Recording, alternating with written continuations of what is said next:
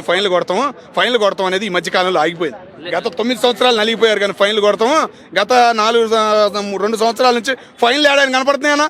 పోలీసులు కొడతాం కానీ వసూలు చేయడం కానీ అంతగా ఏం కనపడతాయి. అంటే మన కోర్టు ఆర్డర్ ఇచ్చింది కదా ఫైన్లు కొట్టొద్దని చెప్పి అక్కడ వెహికల్ తీసుకోవచ్చాను అంతే. నేను అంటుంది అదే కదన్నా, పోలీసుల పని ఫుల్గా ఉంది, వాళ్ళు స్వేచ్ఛగా ఉండారు, పోలీసులు అనడానికి లేదు. ఏదైనా కేసు పట్టుకున్నారంటే నెల రోజుల్లో పూర్తి చేసి చూపించగలుగుతున్నారు. హైదరాబాద్ పోలీసులు కానీ తెలంగాణ పోలీసులు కానీ ఆ స్వేచ్ఛ వాళ్ళకు ఉంది. వాళ్ళని మనం అనడానికి తొందరపడి ఏదీ లేదు. అంటే ఇప్పుడు వాళ్ళు కరెక్ట్ గా ఇప్పుడు ఇలా చంపుకుంటూ వెళ్తున్నారు కదా, ఎన్నో కేసెస్ బయటకు వస్తున్నాయి. 1 కాదు 2 కాదు, ఒక Congress government day by day news అయిపోయింది. చంపుకోవడం క్రిమినల్. ఇంత ముందు ఏంటంటే క్రైమ్ అనేది చాలా తక్కువ పర్సెంట్ ఉండే, ఇప్పుడు క్రైమ్ పెరిగిపోయింది. పోలీసు వాళ్ళు క్రైమ్ ను పట్టించుకోకుండా మిగతా వాటి మీద దృష్టి పెట్టడం, ఇక్కడ గుళ్ళకాడ అక్కడ రద్దీ ఉన్న చోట పోయి అక్కడ మామూలు ప్రజలను కొట్టడం ఇలా చేస్తున్నారు కదా.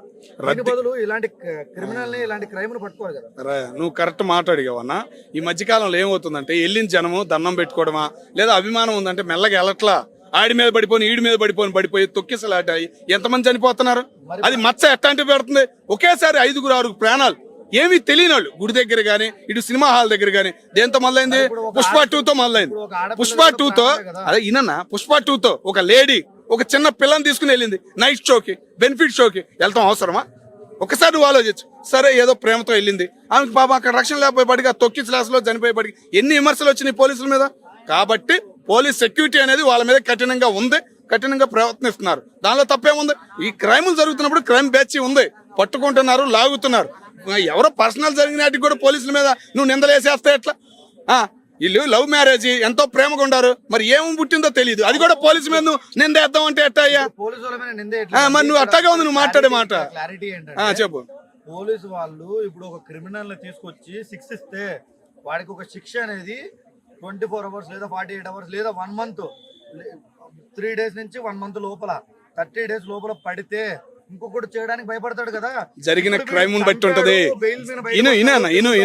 జరిగిన శిక్ష పడడానికి 20 ఏళ్ళు పడుతుంది. నేను చెబుతుంది అదే, నేను చెబుతుంది ఇనన్నా.